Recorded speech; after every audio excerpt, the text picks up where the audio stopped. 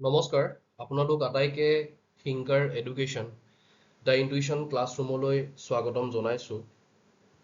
পুনৰ আমি দ্বিতীয়টো সপ্তাহ 13ৰ পৰা 19 জুলাই 2025 গোটেই সপ্তাহটোৰ যিখিনি কাৰেণ্ট এফেয়াৰ্ছ আছিল সেইখিনিৰ সৈতে মই আপোনালোকৰ ওচৰত উপস্থিত হলোহি। পুনৰবাৰ আপোনাক থিংকাৰ এডুকেশ্যন দ্য ইনটুইশ্যন ক্লাছৰুমলৈ স্বাগতম জনাইছোঁ। থিংকাৰ এডুকেশ্যনত আমি মূলতঃ NTA UGC নেট পেপাৰ 1 আৰু এডুকেশ্যন পেপাৰ 2 লগতে CTET পেপাৰ 1 পেপাৰ 2 অসম চৰকাৰৰ সকলো ধৰণৰ পৰীক্ষা DLED BEd আৰু MEd এন্ট্ৰেন্স এইখিনি পৰীক্ষাৰ বাবে আমি ভিডিঅ' কোৰ্ছসমূহ তৈয়াৰ কৰোঁ। যদি আপুনি আপোনাৰ বাবে জৰুৰী বুলি ভাবে তেনেহলে থিংকাৰ এডুকেশ্যন সাবস্ক্ৰাইব কৰি ৰাখিব পাৰে। লগতে আজি যিখিনি কাৰেণ্ট এফেয়াৰ্ছ মই লৈ আহিছোঁ সেই কাৰেণ্ট এফেয়াৰ্ছখিনি দ্য আছাম ট্ৰিবিউন আৰু প্ৰেছ ইনফৰমেশ্যন ব্যুৰো PIB এই দুয়োটা চ'ৰ্চৰ পৰা কালেক্ট কৰা হৈছে। গতিকে দেৰি নকৰি আমি প্ৰথমটো ছেকশ্যনৰ সৈতে আৰম্ভণি কৰোঁ। প্ৰথমটো ছেকশ্যনত আমি অসম আৰু উত্তৰ পূৰ্বাঞ্চল এই দুয়োটা ছেকশ্যন আমি চাম। অসম আৰু উত্তৰ পূৰ্বাঞ্চলৰ পৰা কিনো কাৰেণ্ট এফেয়াৰ্ছ আছিলে।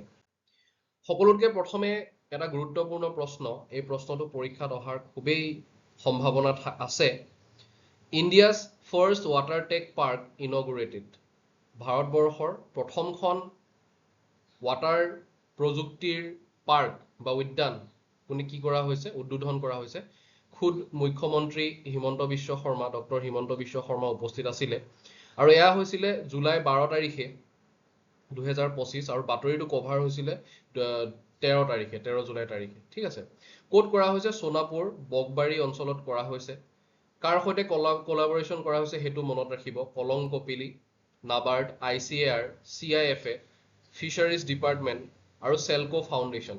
পৰীক্ষাত এইবোৰৰ পৰাও কেতিয়াবা প্ৰশ্ন আহে, সেইকাৰণে এই ছেকশ্যনটো মন কৰিব। আৰু ইয়াৰ যিটো লক্ষ্য সেয়া হৈছে the park aims to boost fish farming and aquaponics with advance technologies to increase farmers income. মূলতঃ ইয়াতে মাছৰ বাবে এই ৱাটাৰ টেক পাৰ্কখন ইনগুৰেট কৰা হৈছে, ইয়াতে স্থাপন কৰা হৈছে। আৰু লগতে এই ফাইনেন্সিয়েল ছাপোৰ্ট সম্পৰ্কীয় প্ৰশ্নবোৰো আহে কেতিয়াবা।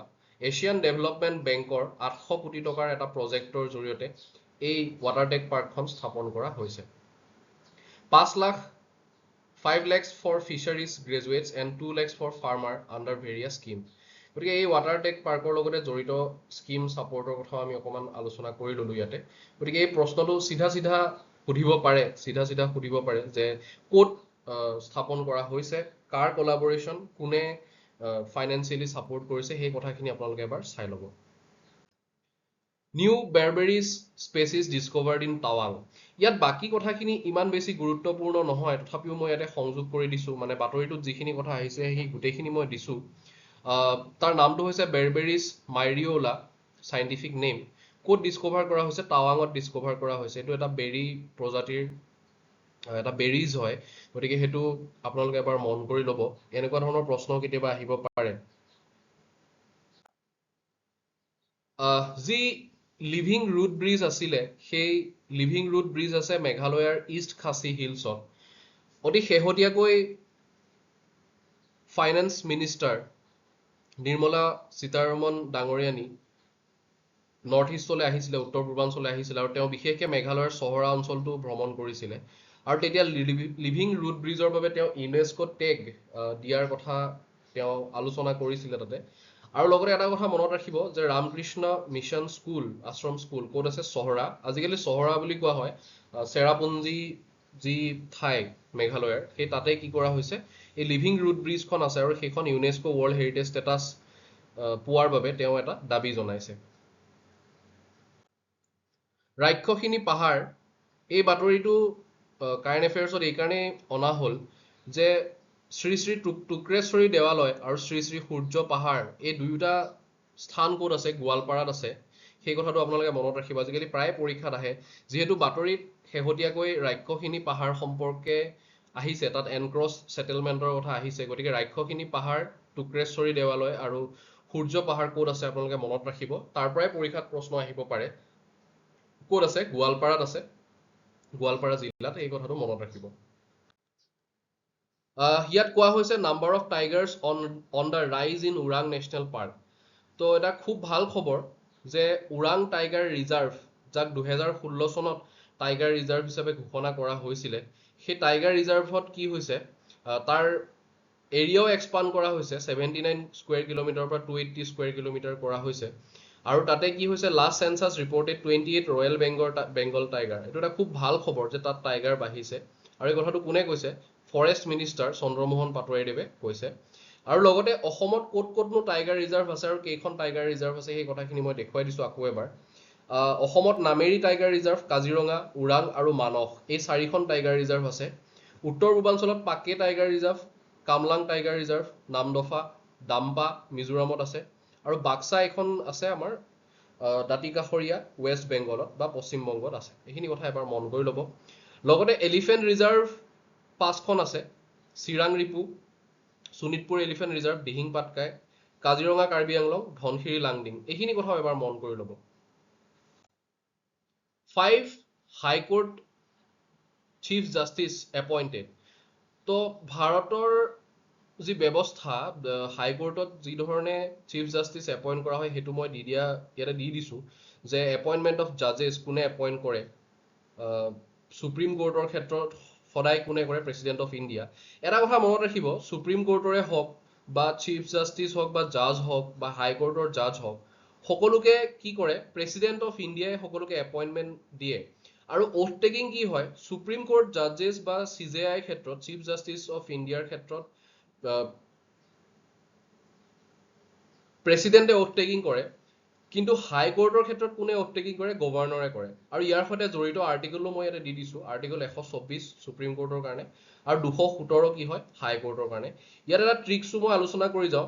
এই 124ৰ লগত যদি আপুনি 89 প্লাছ কৰি দিয়ে তেতিয়াহ'লে আপুনি 217 পাব। সেইটো এটা ট্ৰিক্স আছে, এইটো আপুনি এবাৰ চাব হয় নে নহয়।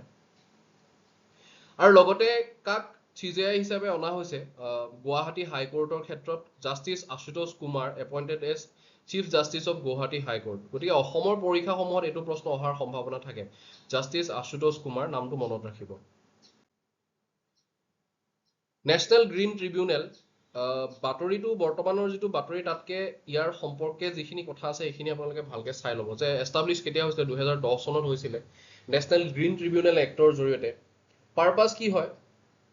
ইয়াৰ জৰিয়তে কি হয়, যিবোৰ পৰিৱেশ সম্পৰ্কীয় কেছেছ থাকে বা আমাৰ প্ৰকৃতিক সংৰক্ষণ কৰাৰ ক্ষেত্ৰত যিবোৰ আগভাগ ল'বলগীয়া হয়, সেই আগভাগ লোৱাৰ ক্ষেত্ৰত যি কোৰ্ট কাছাৰী সম্পৰ্কীয়, আইন সম্পৰ্কীয় কথাবোৰ, সেই কথাবোৰ কোনে চায়? নেশ্যনেল গ্ৰীণ ট্ৰিবিউনেলে চায়। আৰু ইয়াৰ যিটো ষ্ট্ৰাকচাৰ হয়, যিজন চেয়াৰপাৰ্চন তেওঁ কি হ'ব লাগিব? ৰিটায়াৰ্ড সুপ্ৰিম কোৰ্ট জাজ হ'ব লাগিব। তেওঁ সুপ্ৰিম কোৰ্টৰ এজন জাজ হোৱাটো খুব জৰুৰী। ফাংচন কি হয়? হেয়াৰ্ছ environmental disputes, এনচিয়ৰ enforcement of environmental ল, টেক শ্ব' মটো একশ্যনছ। গতিকে নেশ্যনেল গ্ৰীণ ট্ৰিবিউনেলৰ জৰিয়তে কি হয় যে পৰিৱেশ সম্পৰ্কীয় যিবোৰ ডিছপিউট হয় সেইবোৰ কোনে চাব? নেশ্যনেল গ্ৰীণ ট্ৰিবিউনেলে চায়। এইবোৰ আপোনালোকে এবাৰ মন কৰি চাব। এইটো এটা খুব গুৰুত্বপূৰ্ণ খবৰ আছিলে যোৱা সপ্তাহৰ, যে নামৰূপ বৰহাট এৰিয়াত হাইড্ৰ'কাৰ্বন ৰিজাৰ্ভ ডিছকভাৰ কৰা হৈছে, অইল ইণ্ডিয়াই ডিছকভাৰ কৰিছে। আৰু ইয়াৰ জৰিয়তে অসম এখন প্ৰথম ৰাজ্য হ'ব যিখন ৰাজ্য ডাইৰেক্টলি অইল প্ৰডিউচাৰ হ'ব। জেনেৰেলি কি হয়, এটা কোম্পানী হয় বা এখন ৰাষ্ট্ৰ হয় বা এখন দেশে কি কৰে, এই ক্ষেত্ৰত গুৰুত্ব দিয়ে, অইলৰ ক্ষেত্ৰত গুৰুত্ব দিয়ে। ইয়াৰ ক্ষেত্ৰত কি হৈ যাব, অসম প্ৰথমখন এখন ৰাজ্য হ'ব যিখন ৰাজ্যই নিজে হাইড্ৰ'কাৰ্বন ৰিজাৰ্ভছৰ জৰিয়তে অইল প্ৰডিউচ কৰিব। ঠিক আছে, ইয়াৰ ক্ষেত্ৰত 3টা কথা মন কৰিব, NELP, HELP আৰু OALP। ফুল ফৰ্ম কেইটা মনত ৰাখিলেও যথেষ্ট। New exploration licensing policy, hydrocarbon exploration licensing policy, open acreage licensing policy. এই দুটা বৰ্তমান চলি আছে। NELP বৰ্তমান নাই, বৰ্তমান HELP আৰু OALP, হেল্প আৰু OALP এই দুটা চলি আছে। ইয়াৰ জৰিয়তে কি কৰা হয় যে ৰেভিনিউ শ্বেয়াৰিং এটা মডেল হয়। এইখিনি কথা আপোনালোকে এবাৰ চকু ফুৰাই চাব, এবাৰ মন দি চাব। আৰু মনত ৰাখিব যে বৰ্তমান এই দুটা প্ৰচেছহে কি হয়, ফ'ল' কৰা হয়। এইবিলাকৰ ওপৰতে বেছিকে প্ৰশ্ন আহে। এইটো কাৰেণ্ট নিউজ হয়, যে বৰহাট নামৰূপ বৰহাট 1 ৱেল নামৰ যিটো ঠাই আছে নামৰূপ এৰিয়াত যিটো আছে তাতে কি কৰা হৈছে হাইড্ৰকাৰ্বন ৰিজাৰ্ভ ডিস্কভাৰ কৰা হৈছে খুব গুৰুত্বপূৰ্ণ খবৰ এই বাতৰিটোৰ জৰিয়তে এটা কথা জনাব চেষ্টা কৰা হৈছে যে ফাৰ্মাৰ যি সিড লাইব্ৰেৰী সেই সিড লাইব্ৰেৰী ক'ত আছে যোৰহাট জিলাত আছে অতি শেহতীয়াকে কৃষি মন্ত্ৰী অতুল বৰাদেৱে তাত এটা ভ্ৰমণ কৰিছিলে তাত ভ্ৰমণ কৰি পেলাই তাৰ বুজ লৈছিল গতিকে সেই কথাটো আপোনালোকে এবাৰ মন কৰিব এষ্টাব্লিছ বাই মহান চন্দ্ৰ বৰা এই কথাটো মনত ৰাখিব 500 indigenous varieties of paddy seeds তাতে পোৱা যায় এই কথাটো এবাৰ মন কৰি ল'ব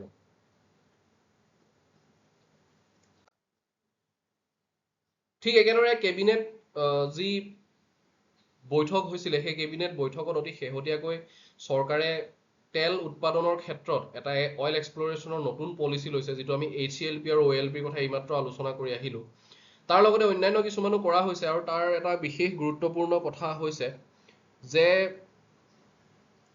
কামবাৰী মজা আণ্ডাৰ স্পেচিফিক কণ্ডিশ্যন তাত এভিকশ্যনৰ কথা কোৱা হৈছে ড্ৰট লাইক চিটুৱেশ্যনৰ কথা আলোচনা কৰা হৈছে আৰু আটাইতকৈ গুৰুত্বপূৰ্ণ কথাটো হৈছে national university for disability studies ক'ত হ'ব ছয়গাঁৱত হ'ব এই কথাটো মন কৰিব এয়া কেবিনেটৰ এটা ডিচিশ্যন আছিলে AMCHক এক্সপাণ্ড কৰা হ'ব ইমান বেছি জৰুৰী নহয় কিন্তু এই কথাটো আটাইতকৈ বেছি জৰুৰী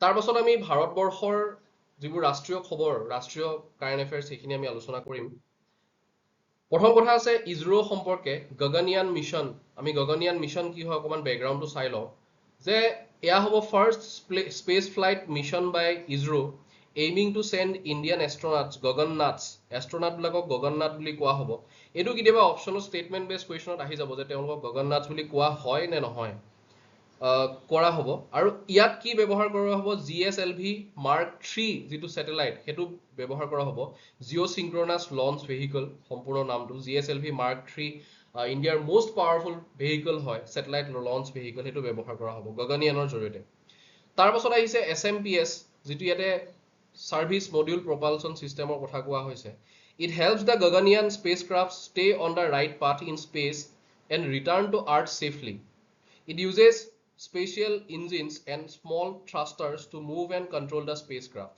এই বস্তুবোৰ অকমান মন কৰিব এই SMPSৰ জৰিয়তে যে গগনয়ানত যি যাব হে তাৰ বাবে SMPS বৰ্তমান ডেভেলপ কৰা হৈ গৈছে আৰু এই গগনয়ান মিছন যেতিয়ালৈকে হ'ব তেতিয়ালৈকে আমি ভাৰতবৰ্ষ সেই সকল দেশৰ মাজত এখন দেশ হ'ব যিয়ে এতিয়ালৈকে স্পেচলে মানুহ পঠাব পাৰিছে নিজাকে শুভাংশু শুক্লা যদিও গৈছে তেওঁ এক্সিয়ম 4 মিছনৰ জৰিয়তে গৈছে সেয়া এটা জইণ্ট অপাৰেশ্যন হয় এইটো গগনয়ান মিছন ভাৰতবৰ্ষৰ একত্ৰ প্ৰয়াস হ'ব মানে ইয়াৰ জৰিয়তে কেৱল ভাৰতবৰ্ষই মানুহ পঠাবলৈ সক্ষম হ'ব আয়ুষৰ কথা আহিছিলে আয়ুষৰ সম্পূৰ্ণ নামটো মই এটা দি দিছো আয়ুৰ্বেদা যোগা ইউনানী সিদ্ধা হোমিওপেথি কি কৈছে ইয়াতে যে AYUSH innovation featured in whose brief on AI in traditional মেডিচিনত AI ব্যৱহাৰ কৰা হৈছে যিটো PM মোদীৰ ভিজন আছিলে AI ফৰ অল তাৰ জৰিয়তে কৰা হ'ব Prakriti based machine learning medals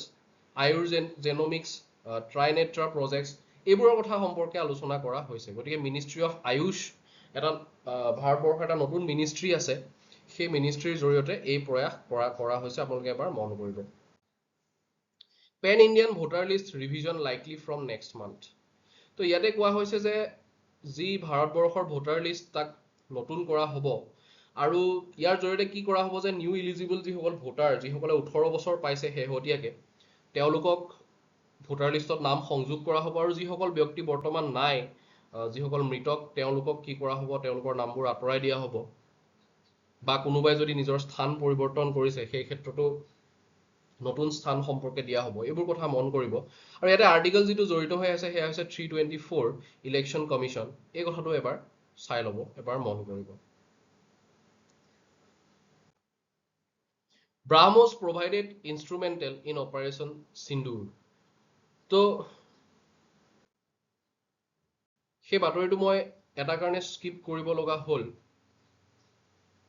okay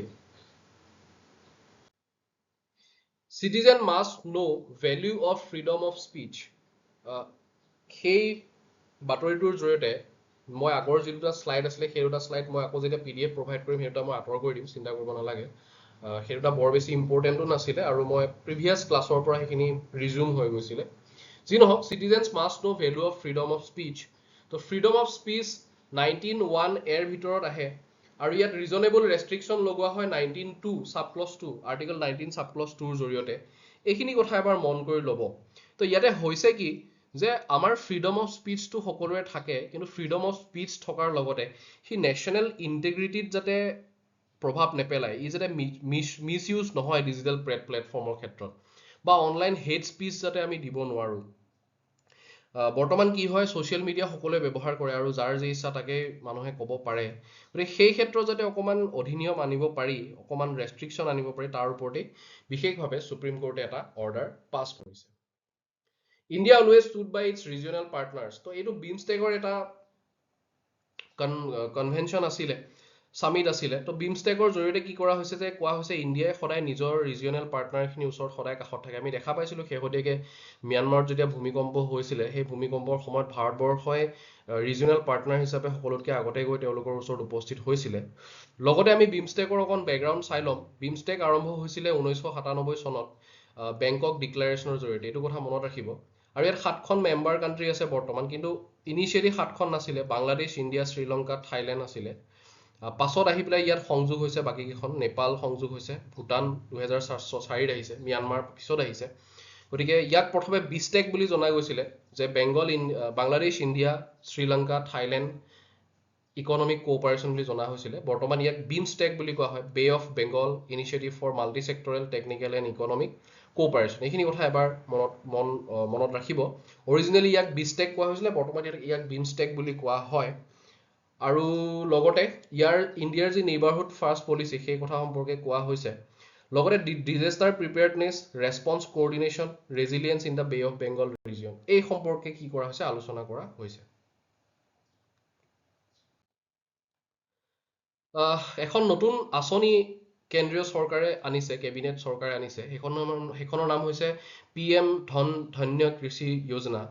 তো ইনস্পায়াৰ্ড বাই নীতি আয়োগৰ ইয়াৰ জৰিয়তে কি কৰা হৈছে, enhancing agricultural productivity, crop diversification, irrigation, credit accessibility, এই কথাখিনিৰ ওপৰত গুৰুত্ব দিয়া হৈছে।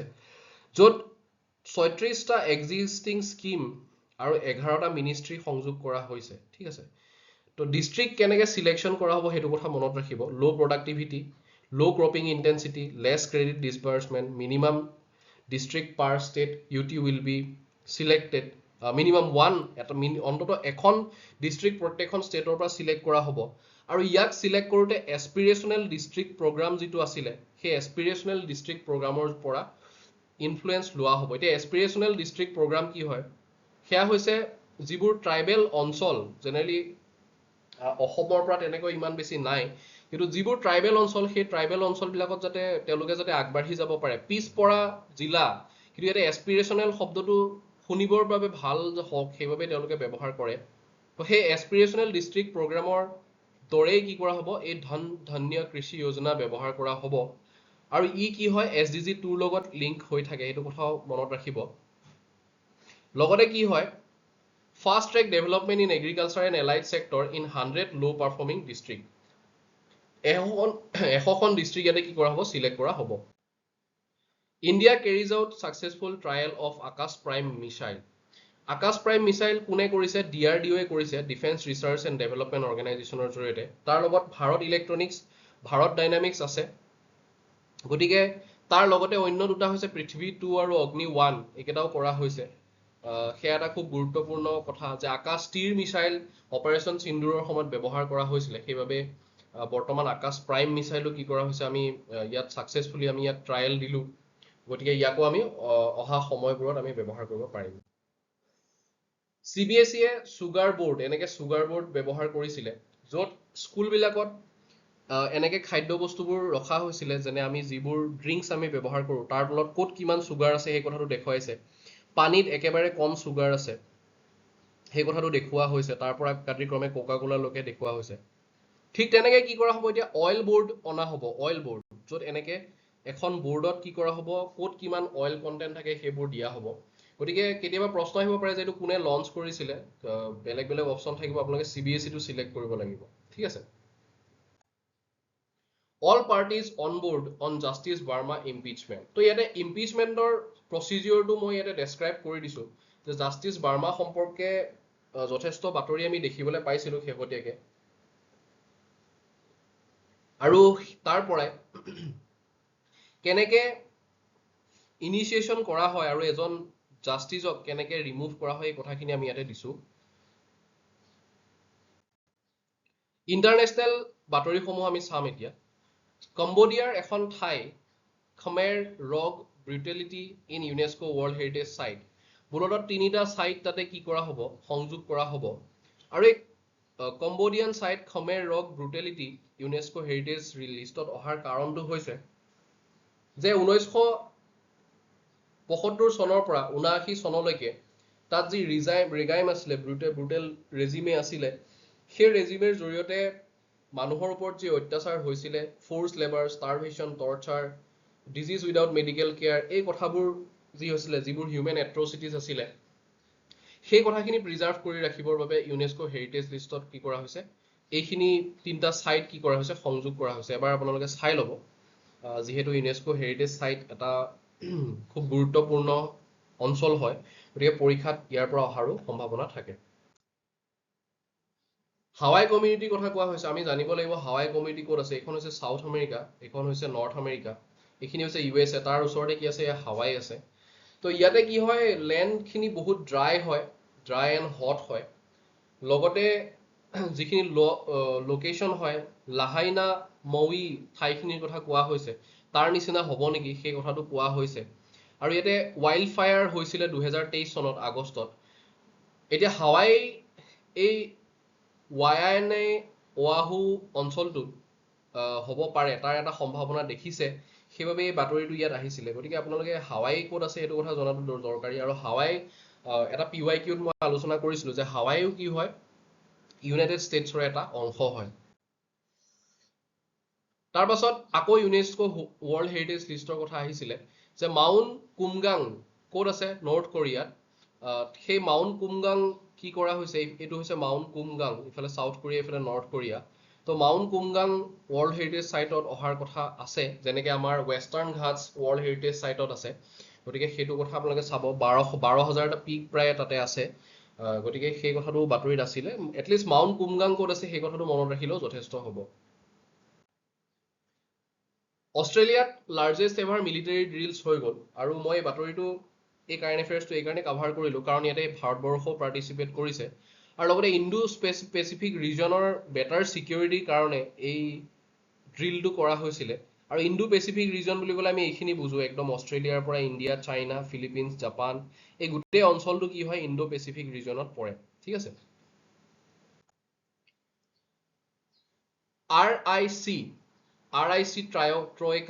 RIC ট্ৰয়কা বুলি ক'লে ৰাছিয়া ইণ্ডিয়া আৰু চাইনা এটা ৰিজিয়নেল পাৱাৰ হয় এছিয়ান পাৱাৰ তো ইণ্ডিয়াৰ ওচৰতে আমি দেখা পাওঁ চাইনা আৰু চাইনাৰ ওপৰত ৰাছিয়া আছে গতিকে যি ইণ্ডিয়া আৰু চাইনাৰ মাজত যি মাজতে ডিসপিউটছ হৈছিলে যে কোভিড-19 পেণ্ডেমিক আৰু ইণ্ডিয়া চাইনা বৰ্ডাৰ ক্লেছ ডোকালামত আমি দেখা পাইছিলো 2020ত তেতিয়াৰ পৰা চাইনা আৰু ইণ্ডিয়াৰ ৰিলেশ্যন অলপমান বেয়া হোৱা বুলি আমি কওঁ যিয়ে নহওক এই RIC ৰাছিয়া ইণ্ডিয়া চাইনা যদি একলগ হৈ যায় তেতিয়াহ'লে এটা ৰিজিয়নেল পাৱাৰ হিচাপে বা এছিয়ান পাৱাৰ হিচাপে আমি USA বা ইউৰোপৰ ক্ষেত্ৰত আমি তেওঁলোকক আগবাঢ়ি যাব পাৰিম তেওঁলোকৰ পৰাও আমি আগবাঢ়ি যাব পাৰিম গতিকে RIC ট্ৰয়কা এই তিনিখন দেশ একলগ হোৱাটো খুবেই এটা গুৰুত্বপূৰ্ণ কথা খুবেই এটা গুৰুত্বপূৰ্ণ বাতৰি RIC ট্ৰয়কা বুলি ক'লে কোন হয় সেইটো মনত ৰাখিব আৰু ইণ্ডিয়া চাইনাৰ কথাবোৰো অলপমান মই যিখিনি পাৰো ইয়াতে দিছো যে কোভিড-19 পেণ্ডেমিক আৰু বৰ্ডাৰ ক্লেছৰ কথাও মই ইয়াতে অলপমান সংযোগ কৰিছো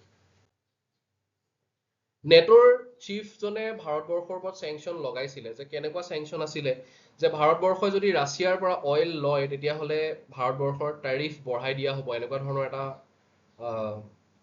ৱাৰ্নিং দিছিলে যিটো ভাৰতবৰ্ষ ৰিজেক্ট কৰিছে আৰু ভাৰতবৰ্ষই কৈছে কি কৈছে যে নেশ্যনেল ইণ্টাৰেষ্ট মাৰ্কেট কণ্ডিশ্যন আৰু energy security for its people তো এইখিনি ফোকাস কৰিবৰ কাৰণে আমি কি কৰিব পাৰিম যে আমি নিশ্চয়কৈ ব্ৰাজিল চাইনা আৰু ইণ্ডিয়াই কি কৰিব ৰাছিয়াৰ পৰা অইল কিনিবই মানে সেই কথাটোৰ ওপৰত কোৱা হৈছে গতিকে সেইটো এটা ভাৰতবৰ্ষৰ নিজৰ ইণ্টাৰেষ্ট হয় যে ইণ্ডিয়াই য'ৰ পৰা সুবিধা পায় য'ৰ পৰা কমত পায় তেনেকুৱা ঠাইৰ পৰাই নিশ্চয়কৈ কিনিব 5-year India ASEAN action plan to benefit north east Pabitra Margherita ডাঙৰীয়া আমি ইয়াতে দেখা পাইছোঁ এক্ট ইষ্ট পলিচি যি 2014 চনৰ পৰা বিজেপি চৰকাৰ অহাৰ পৰা দেখা পালোঁ আমি এক্ট ইষ্ট পলিচিৰ কথা লগতে এছিয়ান কাণ্ট্ৰিত এই কাণ্ট্ৰিবোৰ পৰে ভাৰতবৰ্ষ এছিয়ান কাণ্ট্ৰিত নপৰে বাকী এই গোটেইখিনি কাণ্ট্ৰি এছিয়ান কাণ্ট্ৰিত পৰে ASEAN ঠিক আছে association of south east Asian nations সেই কথাখিনি এবাৰ মনত ৰাখি ল'ব আৰু বৰ্তমান নৰ্থ ইষ্ট কি হয় নৰ্থ ইষ্টৰ is the gateway to ASEAN countries এই ঠাইসমূহত যাবলৈ আমি নৰ্থ ইষ্ট হৈ যাব লাগিব বা ইয়াৰ পৰা আমাৰ ওচৰ হয় গতিকে সেই ক্ষেত্ৰত বৰ্তমান চৰকাৰে বিশেষ গুৰুত্ব দিছে look east policy PV Narasimha ৰাওৰ দিনত যি আছিলে তাক বৰ্তমান এক্ট ইষ্ট পলিচি কৰা হৈছে ইম্পৰ্টেণ্ট এডিটৰিয়েলছ কিছুমান আছিলে যে আছাম ট্ৰিবিউনত যিবোৰ ইম্পৰ্টেণ্ট এডিটৰিয়েলছ আমি দেখিবলৈ পাইছিলোঁ তাৰ পৰাও গুৰুত্বপূৰ্ণ কথা কিছুমান মই লৈ আহিছোঁ যেনে ইণ্ডিয়াছ মাল্টি এলাইনমেণ্ট ষ্ট্ৰেটেজি ভাৰতবৰ্ষৰ আগতে নন এলাইনমেণ্ট কাণ্ট্ৰি আছিলে যেতিয়া কোল্ড ৱাৰ এৰা আছিলে সেইখিনি সময়ত ভাৰতবৰ্ষই কাৰো সৈতে মিত্ৰতা কৰা নাছিলে কিন্তু পাছৰ সময়ত আমি দেখা পালোঁ যে ভাৰতবৰ্ষই কিছুমান কি কৰা হৈছে গ্লোবেল পাৰ্টনাৰশ্বিপ বা মাল্টি এলাইনমেণ্ট সকলোফালে ভাৰতবৰ্ষই বিশ্ববন্ধু এক্সপ'ৰ্টছ ষ্ট্ৰেটেজি যি লৈছে মানে সেই বিশ্ববন্ধু ষ্ট্ৰেটেজিৰ জৰিয়তে ভাৰতবৰ্ষই শেহতীয়াকৈ চাংঘাই কোঅপাৰেশ্যন অৰ্গেনাইজেশ্যনো জইন কৰিছে international solar alliance Indo Pacific partnership বা Russia China US Iran Israel সকলোৰে লগতে ভাৰতবৰ্ষই ভাল হৈ থাকিবলৈ চেষ্টা কৰিছে সেই সম্পৰ্কে এটা এডিটৰিয়েল প্ৰকাশ পাইছিলে ঋদ্ধিক পৰাশৰে এই এডিটৰিয়েলটো লিখিছিলে এইটো এবাৰ আপোনালোকে মন কৰিব এক্ট ইষ্ট পলিচিৰ কথা পুনৰবাৰ আমি পাইছোঁ যে এক্ট ইষ্ট পলিচি মই ইয়াতে লিখি দিছোঁ যে 1990 চনৰ আগত 1992ত PV নৰসিম্হা ৰাও সময়ত আহিছিলে আৰু 2014 চনৰ পৰা ইয়াক কি কৰা হৈছে ৰিভাইভ কৰা হৈছে আগতে লুক ইষ্ট পলিচি কোৱা হৈছিলে এতিয়া এক্ট ইষ্ট পলিচি বুলি কোৱা হয় তো ইয়াতে কৈছে কি নৰ্থ ইষ্টৰ কাৰণে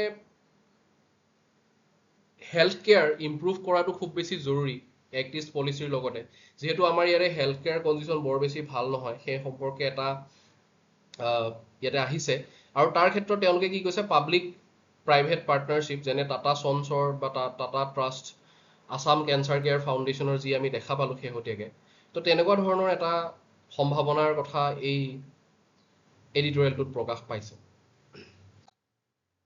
আৰ্কিটেক্ট অফ মডাৰ্ণ আছাম তো এইটো কথা এইকাৰণে জনাটো জৰুৰী ৰাধা গোবিন্দ বৰুৱাৰ কাৰণে কাৰণ আমি যিখন বাতৰি কাকত ফ'ল' কৰোঁ আছাম ট্ৰিবিউন সেয়া 1938 চনত ৰাধা গোবিন্দ বৰুৱা ডাঙৰীয়াই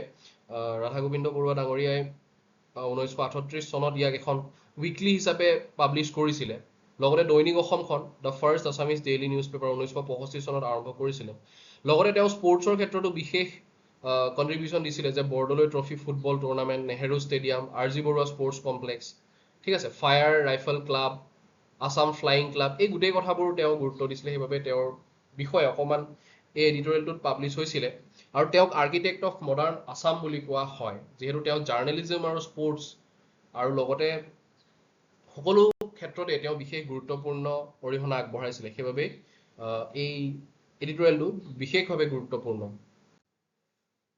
তো অসমীয়া ভাষাৰ সম্পৰ্কে এটা এডিটৰিয়েল আহিছিলে তো ইয়াৰ পৰা আমি কিছুমান কথা ইয়াতে জানি থোৱা দৰকাৰ চৰিয়া পদ সম্পৰ্কে আৰ্লি পয়েটিক এক্সপ্ৰেছন শ্বয়িং আছামিজ ফিচাৰ চৰ্যা পদ সম্পৰ্কে প্ৰায়েই পৰীক্ষাত প্ৰশ্ন আহি থাকে সেইবাবে মই এইটো কভাৰ কৰিলোঁ ক'ৰ পৰা আহিছে কামৰূপী প্ৰাকৃতৰ পৰা আহিছে অসমীয়া ভাষাটো লগতে